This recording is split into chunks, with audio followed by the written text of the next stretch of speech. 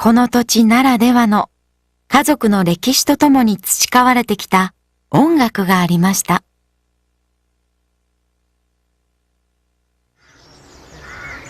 マーティンさんが博士さんにぜひ紹介したいという地元で有名なバンドがあります。それはマーティンさんの音楽のルーツともいえるバンドです。フィークルの町外れにあるパブ、200年の歴史があり、長年村人たちの社交の場となってきました。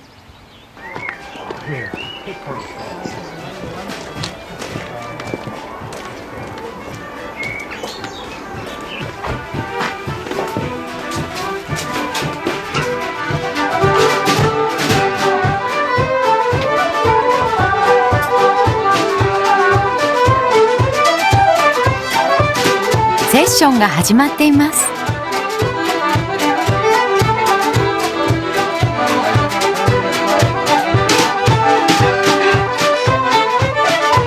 演奏しているのはタラ・ケイリーバンド。マーティンさんは13歳の時から参加しています。アイルランドのダンス音楽を専門に演奏するバンドとして世界的にも有名です。